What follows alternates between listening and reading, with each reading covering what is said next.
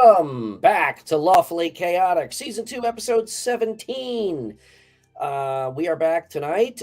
Thank you for indulging us in our week off so that Jason could recover from the tummy rumbles. The tummy rumbles. Yeah. But we are glad to be back. Tonight, we are finally going to talk about Shadowrun, the Sixth World. Let me get the glare off of there. You get the idea. The remake by Catalyst Game Labs, our second Catalyst review after Battletech a few weeks ago. So we are excited to talk about that tonight. Thank you for joining us, 3 Miles. As always, you are the first one in the chat. Welcome. Creeper. Missed before the week. No problem. Anyway, Jason, what's going on other than having survived the stomach flu?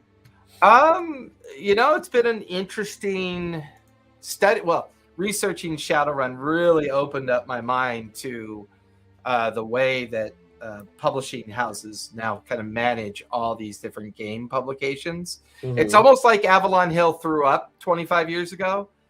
And then all these little companies kind of like all have the little pieces of the pie now. So I definitely want us to have a show about that. I think I dropped my squad leader boxed game once and all the shit flew out, and it literally was like it threw up because it took me 7 weeks to clean I definitely want to do a show about, we talked about next week possibly doing State of the Game. Yeah. And talking about both the indie and corporate scene of RPG, TTRPG community and see what's going on. And I've done a lot of ancillary research over that. There is a lot of interesting stuff going on out there, and I look forward to talking about it next week. But right now, my life is mostly working on publications. My first pro-to-play Candela Obscura game is posted. There are 2 players registered, and I'm looking to try to get 3 more players registered. I prefer 4 or 5 players for that particular genre. I've already run. When is that game scheduled? Huh? When is that game scheduled? Thursdays from 3 to 6. So that would be what time? My time, 5 to 8. Yeah, because at 8:30 we have the show. Just saying. And I've already this Monday we played a round of Candela Obscura in my Monday night game. Yeah, and I liked it so much we may do another one next Monday because we have a couple players that have to miss because they're in the middle of their tourist season for themselves. And I don't mind taking an extended break if we're playing other games. So the more I play it, the more practice I get. And I got to tell you, I'm loving it.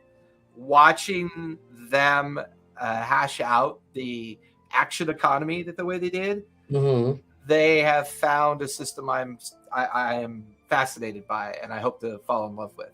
Awesome. That is awesome. I'm going to throw a little plug in there since you brought it up, but I'm working for Darrington Press, and I'm doing a bunch of stuff for Candela, actually, little snippets of art for the source book. So you may actually see my name in the Candela. Yeah, we were talking about credits. That's pretty cool. So yeah, it's a freaking blast. I love it. But yeah, I really loved what I read so far. I think it's awesome, and I'm eagerly awaiting about the fact that we're now finally publishing on RPG and Co. So yes, absolutely. We've got Fantasy Towns and our first case number. I'm currently working on the Flora and Fauna series of adventuring. Yes. So check out playrpgandco.com. There are 2 occult cases up there. Did you publish any of the newer stuff I sent you? I have not yet, but it will be done early next week. And now that I'm used to your edits, I try to get to them to you a little bit more cleaner. Yes. No, I mean, what you've been sending over is great. But there's 2 Fantasy Towns, Volume 4 and 5, and then 2 occult case numbers posted up there as digital downloads. So check them out because they are, I mean, Jason, you've done an awesome work on that. It was fun. Cool. I'm working on an alchemy system, a tinkering system. I'm working on the flora and fauna guidelines of the fantasy world. It's now that I'm writing again, the way I like to write and focus on my writing and not having to be bogged down in a lot of development writing, Yeah, it helps. I'm trying to get a bunch of projects off my plate that have been ongoing, and I'm finally managing to do that, so that hopefully I can just be working on Critical Role and Darrington stuff and this shit. So slowly but surely I am getting there. But I love what you've done so far. So yes, go to the website, check that out. I think that's about it. Should we jump in? I think so, unless you got anything you want to cover. No. No. I gave my plug. Just straight up no, motherfucker. Wait, let me. Has anything happened? No, I'm good. Yeah. So anyway, okay. As you may or may not know, for me personally, Shadowrun has always been my favorite game. Let me grab 2 pieces. Yes, go get them. Go get them. I'm looking. I think my source book, my original first edition source book, is elsewhere, so I'm not going to go hunt for it. But when that game came out, I believe it was, I want to say like 86. Jason will probably correct me when he gets back. When that game came out, I mean, I just fell in love with it. I remember picking up that book for the very first time and opening it up and just seeing the illustrations and seeing, the mix of magic and technology. And I just fucking fell in love with it in seconds. I could not wait to get it home. I remember buying it at Graham Cracker's Comic Books in Naperville, where I used to ride my bike to as a kid. And I just could not wait to get it home and start reading that. Jason, when was the first edition of Shadowrun published? Was it 86? Well, I happen to have one. Yes, that's it. Yep. Sequence number 7100. Yep. And I believe, if I'm not... Oh my God, I actually remember that fucking number from the book. Yeah, boy, there's so much to talk about this. I know. But anyway, point being, it is just always, I just absolutely love the mix of magic and technology in this game. It is so fucking cool. This copy says 1989. 89. Okay. Now, whether or not this is a subsequent sequence run, because in the old, you'd know this better than I do. No, I think 7100 was the original book. Was it? Okay. Yeah. Yeah. All right. Yeah. Yep. I've got the hardcover, and I've got actually quite a stack of source books. I was actually surprised when I dug them out that I had so many. Yes, Gary, that is correct. Gary is correct. Second edition as well. Yeah, the hardcover was the first. So that's what I have. So the soft cover went into an 88-89 production. I think the hardcover is 86-87. It could be. I said, I think it's in the other room. I'm not going to go get it right now. But anyway, point being, I've loved this game since day one, and it took a very, very long hiatus when FASA went out of business. They had a lot of cool games. They had Star Wars. It was high school for us. Yes, I remember that distinctly. Because when we stopped playing is when we all went to college. 86-87 in the hardcover, because usually the hardcover comes out and then 2 years later they start making corrections. Yes. And they start doing all the soft prints. Yeah. Because these are the gamer books. These are the books people took to games. The hardcover is what sat on your bookshelf and you read it, like the GMs, the players tended to buy hardcover and the GMs tended to buy softcover because we're constantly using books. So, yeah. And I read through that. I must have read through that, that beginning storyline of just the background, probably like 20 freaking times. But FASA had a lot of really cool games. They had Shadowrun, they had BattleTech, they had not Star Wars. Star Wars was West End. Well, they had a lot of Romanesque games too. They had a lot of weird titles. Yeah, they had Interceptor and Centurion, which were starship and futuristic tank tactical battle games. So there was a kind of a big hole when they went out of business. And if I'm not mistaken, Catalyst is the first company after all this time to pick up the game again and buy the rights and re-release it. Oh yeah, Centurion and Interceptor were fantastic. Like, let's take a break from role playing and just blow shit up. They had the best battles. I mean, they, for the they first had the time, best. They had the best critical charts. Both games, but especially Interceptor, because you had to vector your thrust and stuff because it was space stuff. So it was a very realistic movement. But the critical charts were literally electronic engineering flow diagrams, and you the have templates to, it was yeah, which to Ugrin's point, that was a very innovative way of doing a damage outcome, where you had this vehicle that did damage. You set out the template, and the template told you the damage it did. Yeah. So it wasn't like you had to go find page 82, table 5-A, and then roll a set of dice and determine damage. You had these really quick reference templates that really kept the flow of a tabletop war game kind of going, which is why it was so interesting for me, because the Games Workshop genre, their version of this, what's it called? I can't even remember the name of it, but 40,000. What? Warhammer 40,000. No, they had what's their Ganger version? They have one. Like they had they had Mordheim, right, for their Warhammer Fantasy. Mordheim was their squad base. Not Necromunda. Yeah, Necromunda. It was, yeah, okay. Yeah, Necromunda. Ogre was Steve Jackson games. Yeah, it was Steve Jackson, and it was a tank game. Yeah. That oddly enough was a very popular linear digital video game. Yes. But something I want to preface before we go too much deeper into FASA is the one thing I loved about FASA was that it offered an opportunity for something other than TSR, right? Yes. TSR was going through its Gary Gygax transition period. Yes. And it gave us an opportunity to look at something else at the time, right? And if I'm not mistaken, I would say that other than a lot of companies had one-off games, like Hero Systems and this and that, FASA, I would say, seemed to be the only other company that had multiple. Yeah, White Wolf was the other one that started around that and time. White Wolf with Torg. White Wolf. White Wolf was Vampire and Werewolf. I forgot. Oh, actually, I think Torg might have been West End Games also. So there were a few companies that had a couple of releases and not just built around. But FASA had the biggest license at the time. Yes.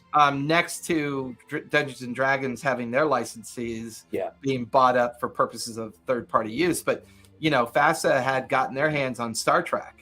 Yes. And that was a huge license for anyone. Well, and BattleTech eventually, in the early 90s, BattleTech started to catch on mainstream. Do you remember those BattleTech centers where it was the first networked video game play where you got in pods? The only way you could challenge the TSR juggernaut was to have something in your vault that was recognizable.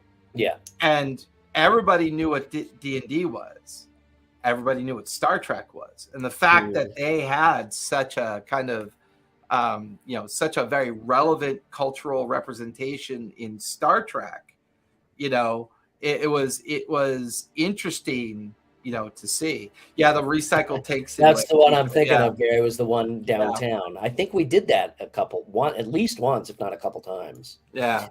What's interesting also that just popped into my head, if you look back at the FASA titles, so namely BattleTech, Interceptor, Centurion, all of those had now granted, those were not role-playing games. Those were tactical battle games, tabletop battle games. That all had very, and probably because they weren't role-playing, but they all had very intricate damage and mechanics and very deep, like we were talking about the critical charts and all that Right. stuff. And it was interesting that, the biggest complaint about Shadowrun was always the mechanics, that they were just way too light, way too shallow. And, the 6-sided dice were not enough with the way they did mechanics. And if you were a wired street samurai, you fucking kicked ass.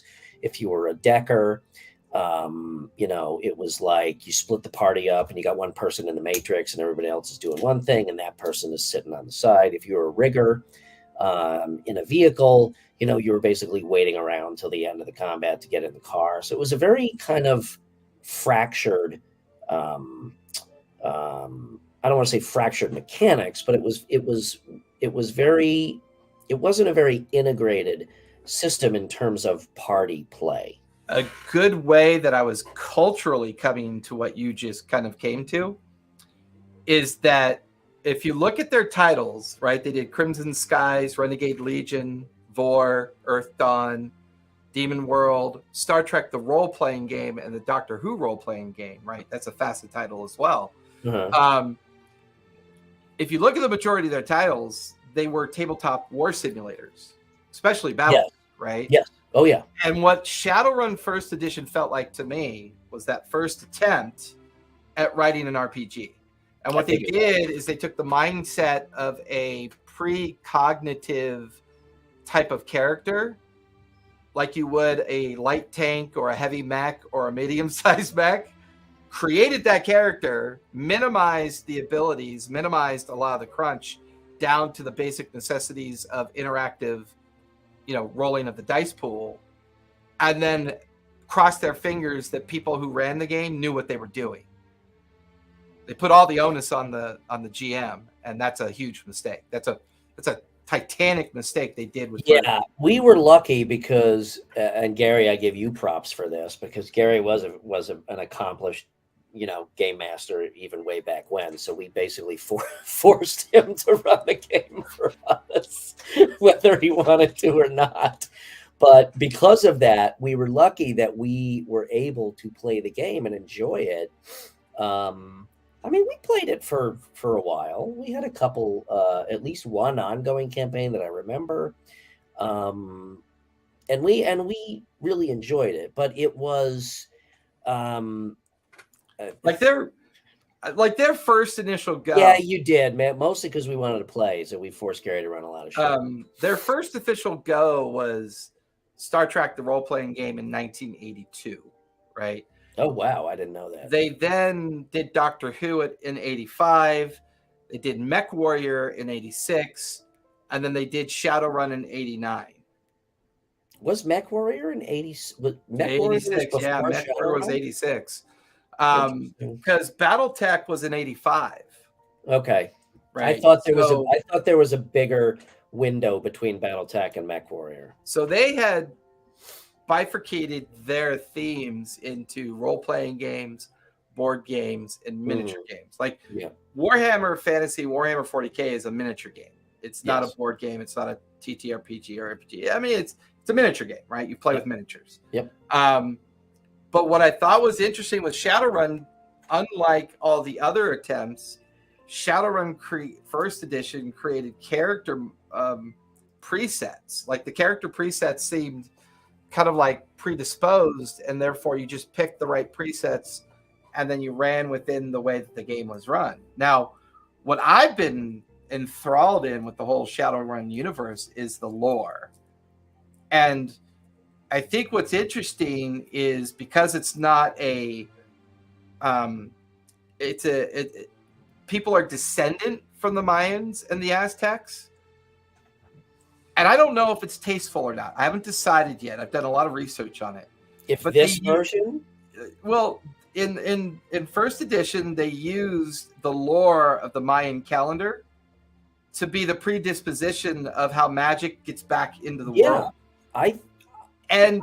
For the longest time, I know we always talk about cultural appropriation, but this actually did a really good job of taking myth from another culture and using it as it was intended to be used from a standpoint of storytelling and myth within Yeah, Yeah. that was actually the biggest reason that I loved the lore, is the way they created it and the way they explained it. It wasn't like, Yeah. oh, there was a cataclysm and magic is back. No, it was the ancient Mayan calendar, Yeah. and the First Nation mythology. And I personally thought that that was fantastic because this this is, I'm not going to get into the deep conversation of cultural appropriation because that is a much longer Well, conversation. of course it is. However, but I'm just bringing this just to clarify. No, I understand. I'm clarifying the point that I felt this was done appropriately. Yes, like it wasn't rewritten by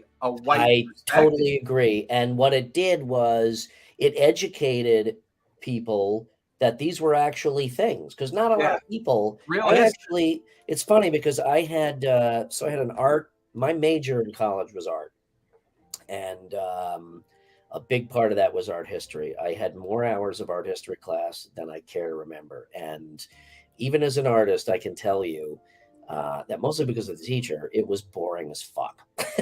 Okay, all those art classes except for one, and that was ancient Mesoamerican culture, and most of it was architecture and the culture of or the why the architecture was the way it was, as it pertains to their culture. And I was fascinated by that. So when I saw this game that used that background as the impetus for telling this story on why it happened, that was a big part of the reason why I was immediately hooked. And I agree with you. I think they did an unbelievable job in creating a game mythology based on those very real, cultural identities and cultural mythologies. Now, and I will express why I had a doubt about its purpose or use. I find it interesting that they did a great job of telling the mythos story of the Mayan culture, but then immediately used European fiction culture to make the future their own, right? So you talk about orcs, elves, dwarves, elves, orcs, all that came from Mayan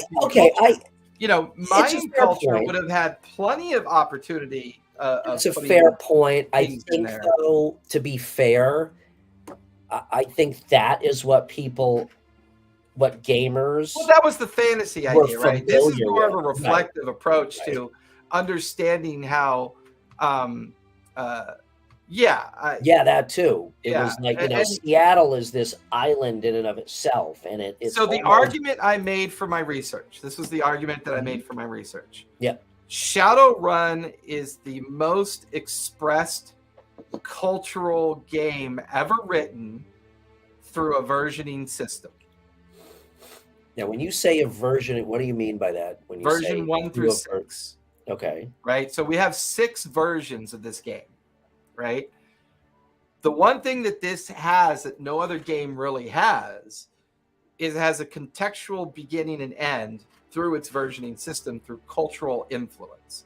Now, some people would argue that D&D has the same thing. My argument is no. D&D is fantasy only, that's only capable of just telling the hero's story for 45 years. If you really look at D&D... When you say culture, just to be clear, when you say culture, are you talking about what we just talked about, the cultural background of the story, or are you talking about our culture? I'm shifting to gamer culture.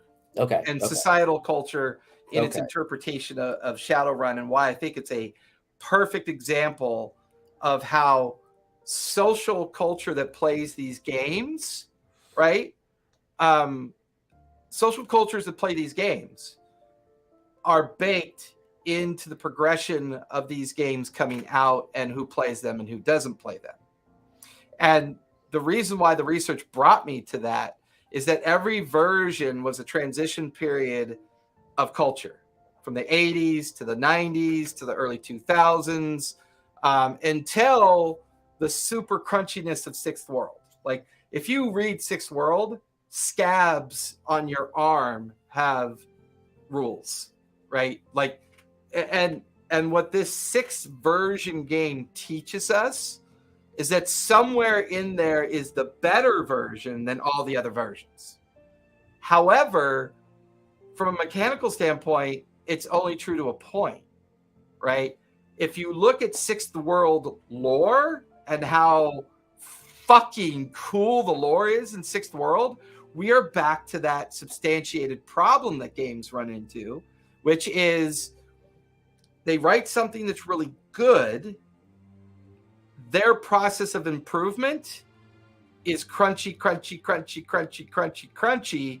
And as each decade of generation that interacts and plays the game remakes it and influences how it's being remade, almost inevitably, they go back through the generational play and try to identify the version that was the most playable, but yet they still want to keep all of the lore condensed into that most playable version. So speaking to the challenges that you have always pointed out with Shadowrun, which is the bloated mechanics that eventually came out of an oversimplified mechanic, right? Like they were too light in the original edition. So they wrote second edition, they wrote third, they wrote fourth, they wrote fifth, and then they wrote sixth. The community treats sixth like we treat fourth edition D&D. You just don't talk about it. Yeah. That's how poorly it was received. And that's funny because now, admittedly, I couldn't even tell you what fourth and fifth edition look like. Okay. Well, I know fifth edition brought in the anarchy system. Somebody had developed the anarchy system, and that was super crunchy and super heavy. But to your earlier point, everyone was not fans of like the Matrix being a rigor. There were certain things that people just stopped using because it was too hard to enjoy the game. Yeah. But the one thing I settled on after watching everybody's reviews, and if you get a chance, check out Pink Fohawk, really good review on second edition.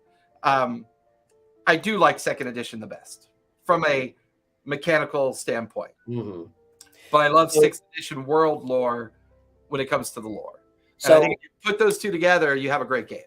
Yeah. So based on what you just said, it's interesting that the lore survived intact through sixth iterations. Well, but here's why the lore did. This is what's so cool about it. Was fantastic. Well, it's the social fabric that helped the lore get better every time. You know, in the 80s, it was the punk scene. Mm-hmm. In the late 90s, it was Matrix, right? And the 2000s, Matrix was fully rooted into cyberpunk and everything else related to Shadowrun. Yeah. You know, by fourth, fifth edition, you're now scratching at the surface of anime and post-era anime affiliation, sci-fi punk, manga, and all of that stuff is really starting to influence fourth, fifth. And it's one of the few generational interpretations of samurai that didn't culturally appropriate somebody's interpretation of it and kept it true to its samurai lore, but put really cool fucking sci-fi shit on it, and this amazing like journey of tech. Like, what the fuck is a floppy drive? Right?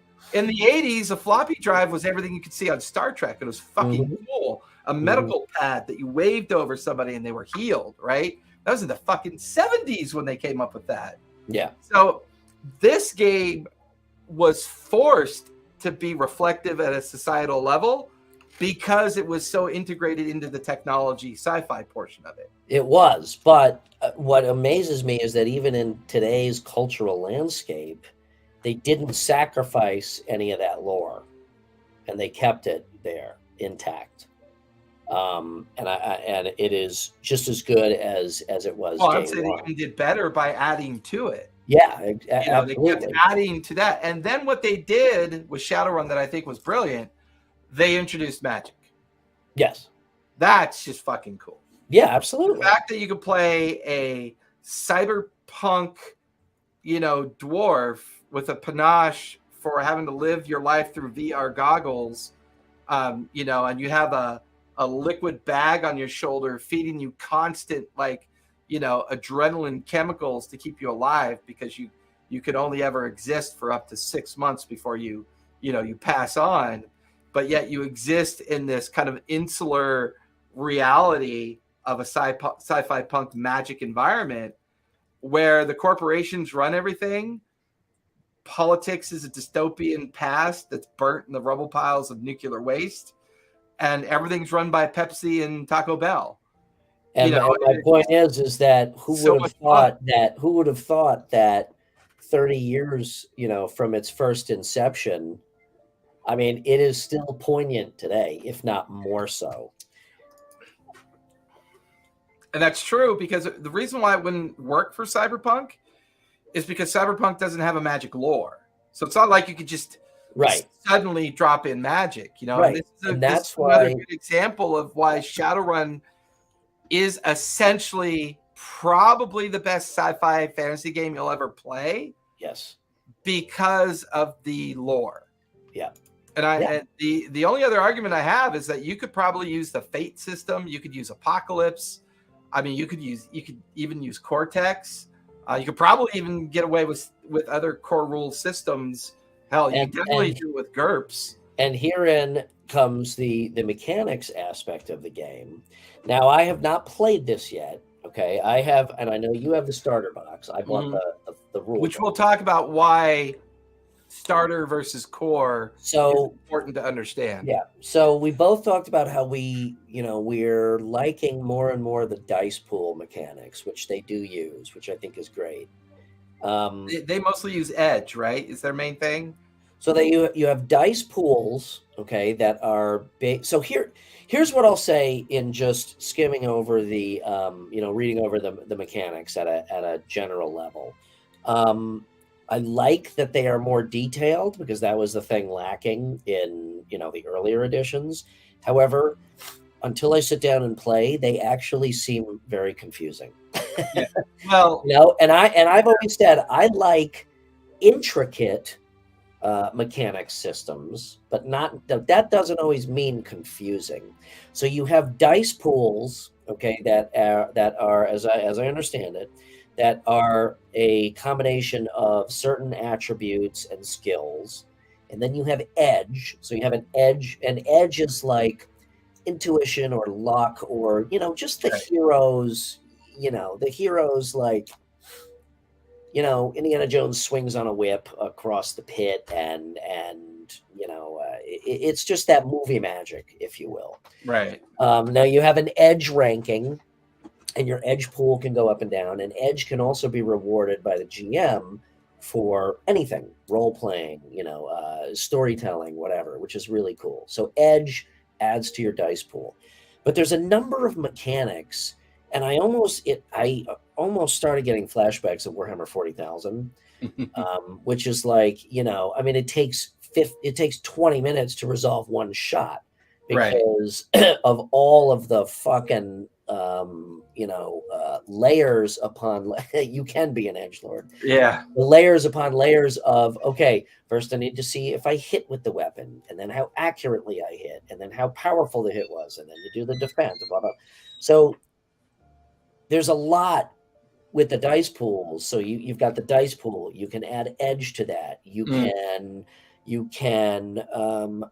augment the dice pools in another way that I don't actually recall at this very second. But so there's it actually, I'm wondering now if it's too complicated.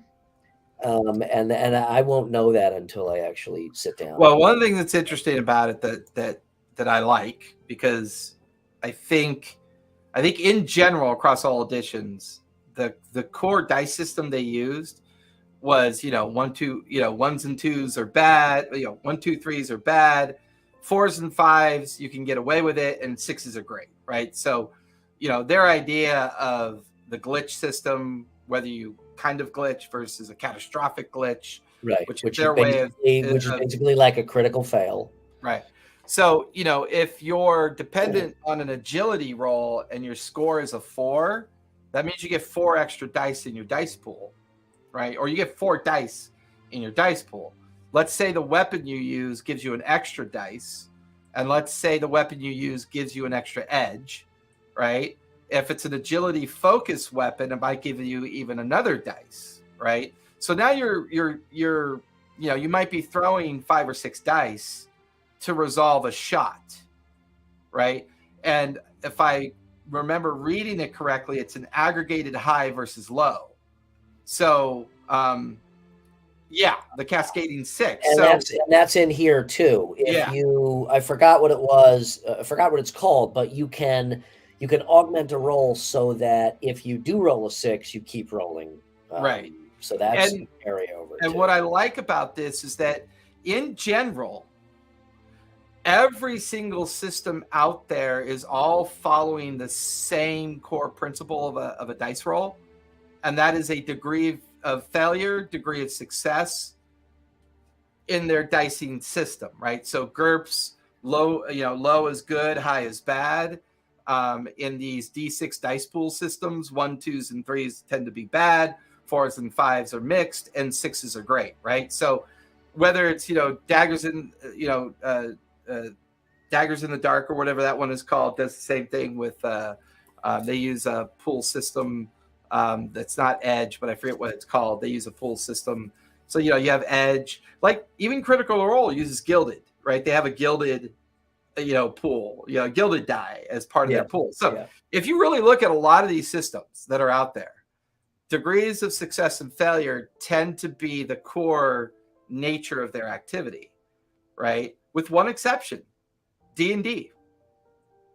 D&D doesn't build systems that way. D&D builds an action economy that's gradually over time gotten bloated, to the point where it's either success or fail. And it's all based on a comparative number as opposed to degrees of variations of failure, success, and mixed success. I don't know. Something says, and again, I'm not going to know until I actually play, but something says that the D6 dice pool is very limited in and of itself because you're using D6, okay? And either you accommodate for that by allowing the pool to grow, and then what happens is, you've got a wired reflex street samurai in this case, who has 17 dice and is never going to miss anything. Or you don't allow it to grow and you augment it with other things, extra dice from dice pools. And it seems like in order to overcome the inherent limitation in a D6 dice pool, they're adding all the, the Gilded, the Edge, the weapon and augmentations on top of that. And like I said, I like the dice pool idea, but I wonder if this makes it too complicated. And I'm still 50-50 on whether dice pool versus D100 system is the way to go in a core game mechanic. I think we can all agree that the D&D core mechanic has been used to its fullest and worn out. Yeah, and I think what's really interesting about Shadowrun's progression through the years and its versioning is that it's a trend that I'm seeing over the last 2 years there's the world pre-COVID, right? See, this is what's interesting about a generational existence. And when we start looking at things through generational optics, is there was a time when people in the 30s and 40s talked about a pre-influenza period of time because of how much that particular occurrence affected culture, right? The pre-2019 culture and the post-COVID culture and then the 2 years of COVID culture. One of the things that I've noticed about 22 and 23 is that games are beginning to tend more towards storytelling and solo play. Like the growth of solo RPG shocked me. I had no idea there were that many titles out there. Solo board game or RPG? No, RPG solo. It's a thing. I fail to see how a solo RPG is. It's irrelevant because in our cultural existence, because of 2 years of seclusion and isolation, whether practiced or not, people found ways to entertain themselves. And, this is I one would of the things think that comes I out. would think that I would think that yeah, I get it. And I guess it's just a role-playing version of a video game. Yeah, I mean, but I found it interesting how popular But it's the become whole and how interesting it's become. that is interesting to me, and I don't know how that sits with me because to me, a role-playing game, what are you role-playing if you are doing it by yourself? What is the purpose of role-playing? It loses its magic and it loses its impact if you're playing by yourself. Nobody's going to Yeah, role I play. never. Nobody's I going never. to role play sitting I by don't know. themselves. So to me, that seems very strange. But the And I reason would, why I brought that up is Mhm. that watching Shadowrun progress, yeah, no shit. Well, that Um, is true, but that is true. However, one of the things that we're talking about the COVID period, which I've said before and I'll say it again, was the best thing ever to happen to the role playing game from a world. remote play perspective, Well, yeah. yeah. So now, Garrett, when we were kids, it's like, okay, well, there's 5 of us who's going to run this fucking game. Now, because we were forced into this remote play, and I'm not saying that finding a DM to run to run a group is easy, but I'm saying the opportunities are infinitely more than they were back then. So, on the whole dice pool Yeah, phenomenon, yeah. I don't think the dice matter as much as we'd like to think. I know D&D's brand has really sold the dice community on becoming dice goblins, and therefore dice take on a different meaning to a lot of people.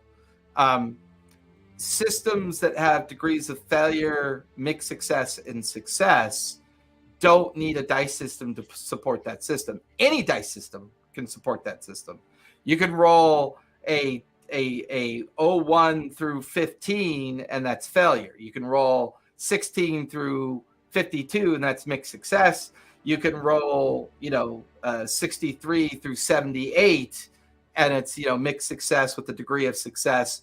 And then of course all I'm saying is that the one thing that this dice pool system has going for it that all the other dice pool systems have going is the fact that they premise it off of degrees of failure, degrees of success, and mixed degrees of success, which means that you don't need a comparative number to determine an outcome like you do with the D20 system. And I do like that aspect. And that's why I'm not discounting the dice pool mechanic. And again, and I'm not knocking what Catalyst did because I can't make a proper assessment until I play. Just reading the rules is not it's not doing it for me. I would have to play. I don't need to play to know that I think second edition Crunch with sixth world lore makes sense. And what I want to iterate on that is, however, if you've never played Shadowrun before, don't get the core book, just play the box. Okay, so explain to me what is in them. I purposely did not buy the box because I know that you did. So the box has the quick start guide, 4 pre-generated characters. It's the city of Seattle, and it is a very lean version of the game. Okay. Very lean. So it's a lean version of this book because this is core rule book City Edition Seattle. Right. And it also does have the 4 basic archetypes. Right. This one, I think if you've never played before and you just want to get started with it as something that maybe you play once a month and have fun with it, I think the box set is perfect. And once again, I know this game came out 4.5 years ago, right? I know this was done 4.5 years ago. Mm-hmm. When you go to Catalyst Game Labs and you look at their website, there's like maybe 6 or 7 Shadowrun publications, and there's like 42 BattleTech publications. Actually, there's a fuckload now of Shadowrun, mostly modules and source books and shit. No, I was just on there today, and I went to all 4 pages of their shop. I saw. There's Core World, there's Box, and there's like 8 publications of adventures. Okay. Well, and we've said it before. That's part of the problem with Catalyst is you guys, you got to organize. Yeah. Well, and Catalyst Labs, right? Catalyst Game Labs. Yeah. Clearly, their moneymaker was BattleTech. And so what they're beginning to do is take a lot of that money that they made off BattleTech and starting to dabble in their other licenses that they have, and experimenting with board games and other things at this point. I think my hope, and I know hope's a shitty strategy, I hope that what they do is they look at version 1 through 6th World, and fix and create a unified final edition. Like just be reflective, go look at all 6 editions and compare all the different versioning mechanical shifts, look at Anarchy, and just be transparent with yourselves and look at these things through the optics of a generational community, and then make decisions based on that and not your personal passion. I think what Catalyst Gaming Labs suffers from is it's run by like 4 gamer guys that like playing games. And that's cool, but that's not how you run a business. Sorry. It's not how you run a business. If you look at their website, you look at their editing mistakes, you look at some of the stuff that those of us that suffer from OCD, that may hyper focus on, I can appreciate that they have a passion for these games, but you cannot run a company through your passion for a game. You either expose yourself to the cultural optics of the success of Shadowrun and understand how important the lore is to the community, and therefore just come up with a unified tactic, like a unified mechanic and action economy that allows the lore to remain center focus. You know what this game would benefit from the most of any game out there, in my opinion? Is a fucking movie. Fuck the D&D movie. If there was a truly well done Shadowrun movie, you mean like that ad we showed last time from the 90s? Oh my god, he's so swole. No, there was, in fact, there was a show that was out a few years ago where there was a cop, and there was an orc, and he was Bright, yes, yeah, Bright on Netflix. That touched upon it, but if they truly made a good Shadowrun movie, that would be just fucking gangbuster. Yeah, it would. Come on, fucking Matrix with orcs and elves and dragons and magic. Give me a fucking break. I don't know. The term good movie is so rarely expressed these days. Well, therein lies the problem. It would have to be a well done movie. Otherwise, it would look like that fucking ad from the 90s.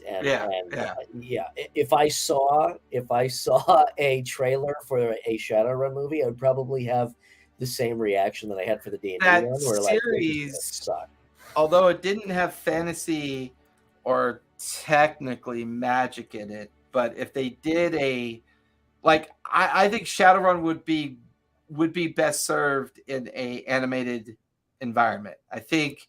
When I say movie, I mean something streaming, a movie, whatever. I think if Titmouse got their hands on Shadowrun and they had a good dedicated, guiding force like Critical Role was with Vox Machina and and Castlevania, the Dragon Prince, like all the cool shit that they had come out with recently, Shadowrun would be a good title for Titmouse to do, because I think I'm a bad person to give an opinion on that, because I really enjoyed Cyberpunk. I thought it was fun. The Arcane, the LO series was a piece of art. Yeah. Like Arcane. It would have to be a piece of art. It would have to be well written. It would, there's so much room for failure with something. And to Ugrin's point, the only thing that I didn't like about Cyberpunk is they just didn't make it dark enough. Like the whole thing was crunchy eye candy, and you can't just live off carbs alone. I mean, you need protein, you need substance to, the visuals to give you that immersion into the story. So it was hard to get immersed into the Cyberpunk story because of the way they did it. But I got fully immersed into Arcane because the artwork was just so amazing. Yeah. And the story immersion of the conflict and the visceral pain of families being torn apart. And it was just, Love, Death, Robots, a great anthology series. Maybe Shadowrun would do well like Animatrix did. You remember Animatrix? Yes. Absolutely. Like Animatrix was a really fun anthology that looked at the would be a perfect anthology. Yeah. And then like the like post lore of the Matrix. So if you were to take the Shadowrun lore and go up to somebody who did either Love, Death, Robots or did Arcane and say, hey, here, I'm giving you this content of lore that's just amazing. Just do your artist rendering of this. And I think Shadowrun would be a great anthology. Yeah, for that in that purpose and in that. Yeah, I would agree with that. I think it would be. You're right. I think it would be better served as an animated anthology. And what I love about those, especially like Love, Death, Robots, is if Altered Carbon was really. Season 1 was great. Season 2 was complete shit. Well, see, but that once again that points out a problem that we have in general when it comes to the purpose of entertainment and storytelling. Shadowrun lore alone carries this game, right? Right. Shadowrun lore alone carries the game of Shadowrun. You could fuck it all you want. Yes. But the lore keeps it alive. Yeah, I think that's why I think that's why we put up with the questionable mechanics, because the lore is now Altered Carbon should never have been seasonal. It should have been this cool 10 episodic story that should have allowed to develop, peak, and have a great finish, great ending. Yeah. But the money people can't get beyond that. They can't. It's like the Firefly effect or the Star Wars effect or they want, like, I'm going to say something that I may regret in my future, but I don't care. I'm guessing I'm going to back you up on it. Picard was the ultimate $100 million gaslighting of an entire generation. Because the entire premise of that show was only old people can solve problems. Young people never see the problems coming. That was the fundamental message. Yeah, I know Firefly is Confederate propaganda. The fundamental message of Picard was that we're old, we know what's good for you. You're young and you're going to make mistakes, so we'll fix it for you. It was the ultimate spend in gaslighting. And it's just like, what the fuck? Young people aren't capable of knowing that the Borg are trying to take them over? What? It was the stupidest, asinine, fucking show that was ever developed, ever. I did not delve that deeply into it in that regard. I was very excited. I was very excited to watch it. I was let down only because I don't think it held up to the.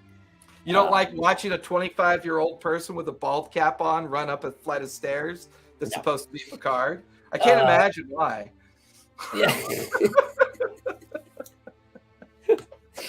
Okay. Anyway, I didn't like it for other reasons. It was just dumb. It was a dumb, speculative kind of rehash of paranoia and I would say most movies that are pop culture centric suck because of what you said.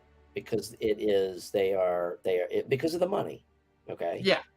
I think streaming is a much better. No, Paranoia would make a great anthology, bro. That would be. Paranoia would be a great fucking anthology with new actors and new kind of like cycled in people playing those parts, and all of them trying to solve these paranoid kind of adventures. No way. Anthology would be fucking boss. Yeah. But I think that I've got all 32 books over there to prove it. But I do think that would just be incredible if Shadowrun. Maybe it's funny, but I don't know. Maybe Shadowrun shouldn't be a role playing game. I don't know. I mean, it feels like as you read it, and you TTRPG version of Everything Everywhere All at Once. Oh my God. Yeah, we call that GURPS. or Torg. Or Torg. And my mind has been going there lately too. Yeah. That was my second favorite game of all time, I think, was Torg, for that very reason. That was the first instance of like a multiverse. And I just that's again the lore of like there's a 1920s noir detective, fighting alongside or figuring out a mystery alongside a fucking spacefaring, douchebag from 3100. It's like that. Yeah. I mean, it's Douglas Adams all over again with, thanks for the dolphins or thanks for the fish. Yeah, totally. But what I didn't realize during my research, I would love to have a conversation. The Torg system was fucking garbage. It was horrendous. But once again, lore can carry things. Something that got a reboot in 2022, and I didn't even realize it. Traveler. Really? Traveler's been rebooted. It has like 12 books out. I think Evil Hat is doing Traveler. Oh, okay. I think it's Evil Hat. I'd have to check my research, but let me double check that, because if you're looking for something interesting to do some research on, I don't know. I think it's interesting because we've been playing D&D for so long, arguably, and it is fantasy. Okay, it is very boxed in, and I think maybe that is why games like Shadowrun and Torg are appealing, because it mixes genres in a very doable way that makes sense. I mean, the multiverse thing can be good and bad. In movies, I kind of think that it's an excuse for lazy writing, because you can do whatever the fuck you want. In a role-playing game, it opens up all kinds of really awesome possibilities. So Shadowrun takes that one step further by not needing to go to that multiversal weirdness, if you will, and just combine it. It tried a little bit with the Matrix, but the Matrix is just so nutty. There was reason to do it there. You know what I'm saying? Yeah, I mean, I'll say this much about Shadowrun. I could probably take GURPS, the GURPS role system, and create a Shadowrun game. The Flash died. Yeah, exactly. And that's why I say it's an excuse for lazy writing, because you can fuck up and then just say, nah, that didn't happen. I mean, Rick and Morty, the success of the Rick and Morty show has proven that, right? It's the entertainment value of the story, right? Because in their multiverse, nothing matters. I mean, the fucking characters say it over and over and over and over again, but yet they're working on season 7. So there's that whole entertainment kind of bullshit parody in all of these games and systems that rely on a multiverse strategy. Yeah. Shadowrun doesn't rely on anything other than the mix of sci-fi and magic. Right, and with a well thought out rationale for why that is. Yeah. Well, I mean, it depends, right? 5 mercenaries could easily solve the problem, but they might just be a lot louder and a little bit more destructive when they you know, you can run 4 samurais and still try to solve the I love the idea of the Decker and the guy in the chair. It's just it didn't work very well in those early editions. I'm not sure how it works in here. From just skimming, it seems like the mechanics are still adherent to the basic kind of core principles of the old versions with just a little bit more levels and detail thrown in. So I don't know. I'm excited to play it. But I won't know until I play. But to your earlier point when you said maybe the next iteration of Shadowrun should be like Necromunda, right? You have these cool miniatures on a terrainscape. You have all these pre-generated, all these pre-generated cards with what your characters can do. As much as I love miniature games, Games Workshop has fucked that. Well, I don't say they have to do it. Anyone could create. I'm not saying they do it. I think Shadowrun, if anything, it should be a role-playing game. Absolutely. Should be or shouldn't be? Should be. Okay. It just needs to fix that mechanics. It needs to find its place. I agree. Yeah. Oh, I found a new game when it finally is open to the public to purchase. It's not quite there yet. It's on Kickstarter with Free League. The Walking Dead RPG game. I just saw that. Yeah, so I will be doing a lot of research on that, and I gotta tell you, I'm a huge fan of zombie apocalypse games. Huge fan. So if and The Walking Dead season 1 through 7 is still a superior show. That was the best show that was ever written. After that, I would say they just couldn't stop writing checks. So it's like, just keep this cash cow going so that we can. That should definitely have ended at season 6 or 7. Yeah, which is unfortunate because it's okay, show writers. It's okay to let things end. Endings are not failures. Endings, but like you said, are if the just the end. They don't give a shit. It's like they want to piss and moan about the fact they treat what they do as art, and they want to protect it as art. Yeah. That if you want to protect it as art, make art. Don't make checkbooks, because that's what they're doing, and it's fucking stupid. 100%. It's dumb. All right, we did it again. All right.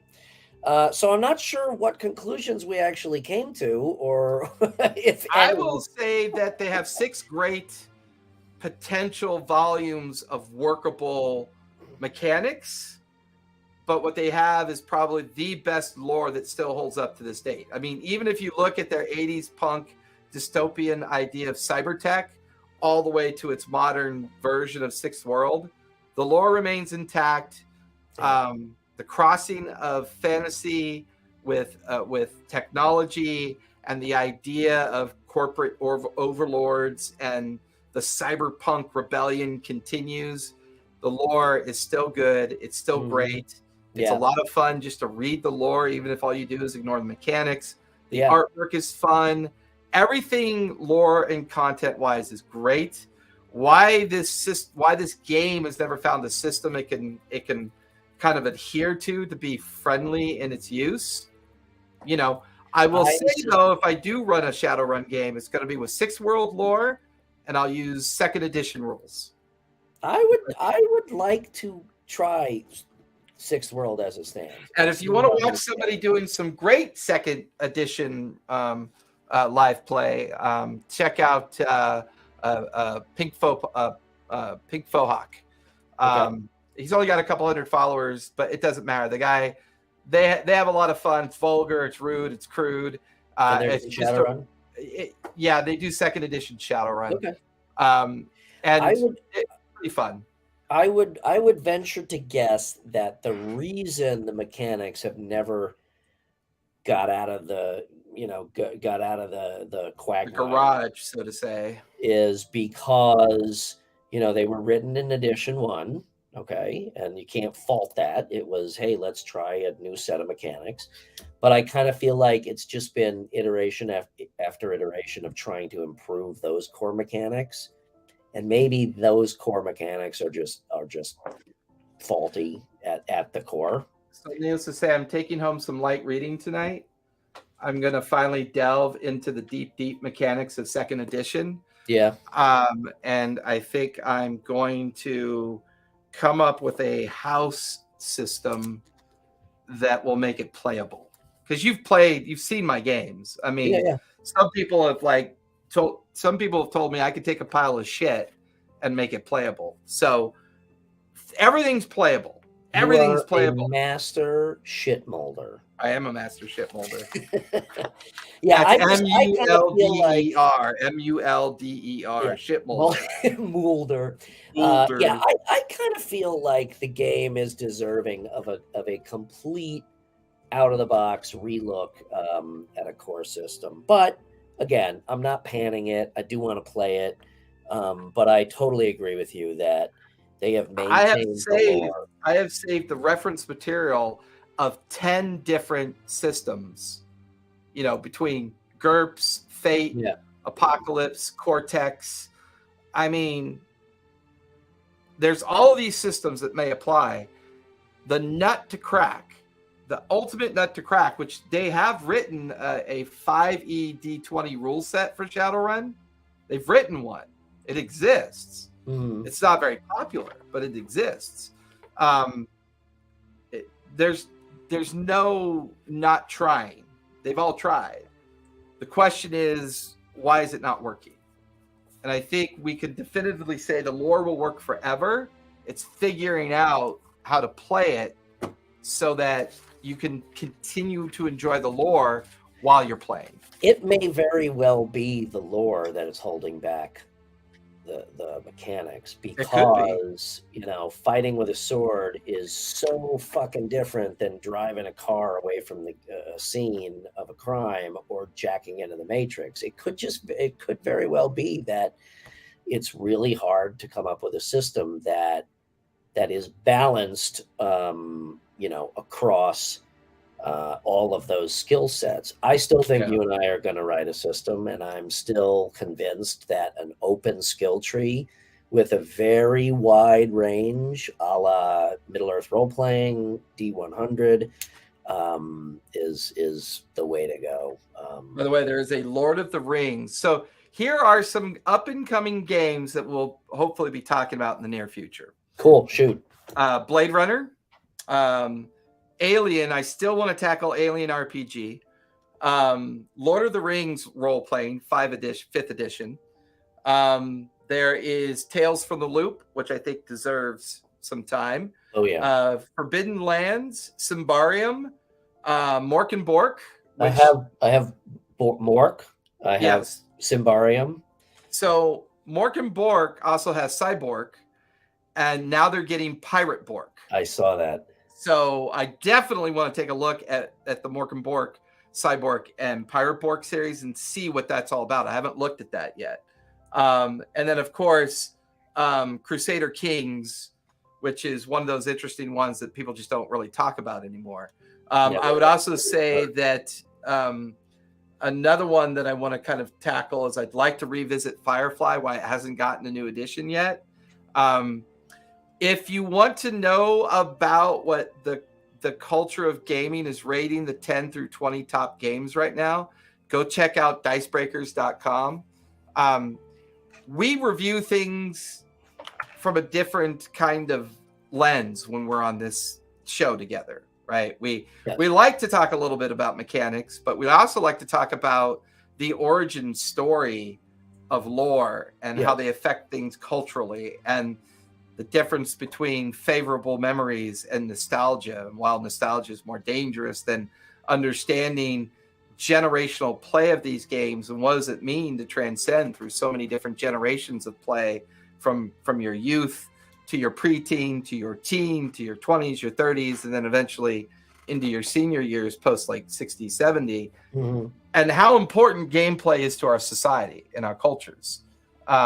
Without it, we lose our ability to imagine. We lose our ability for empathy. We lose our ability for vulnerability.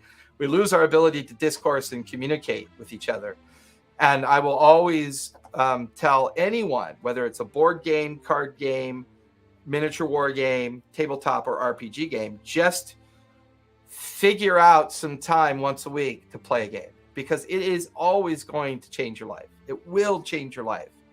And when you're in that kind of corporate grease wheel of work, live, work, live, work, live, buy your boat, go to Tahoe, work, live, buy your sand rail, go out to the desert. At some point, you got to remember you got a brain, and it needs that kind of exercise like the rest of us do. It's like the elasticity and adaptation of our brain is so important to how we live our lives that if you don't take that moment out for gameplay, you're atrophying. There's so much more to it than just simply binge watching Netflix. It's like just play a game. It'll make a difference. TPK, Brian. Can't argue with that, and couldn't have said it better. Oh, before we TPK, where can we find you, Brian? As always, RPG and Co on Instagram is the best place. Otherwise, playrpgandco.com is the website. Check it out. We've got a lot of cool stuff published by Jason or created by Jason on there now. So yeah, and you? You can find me over at my Twitch channel. It has all my links and my abouts. It'll take you out to just about everywhere I am. Easier to go there from Twitch and find me everywhere. So we're in the YouTubes and we're in some of the social spaces.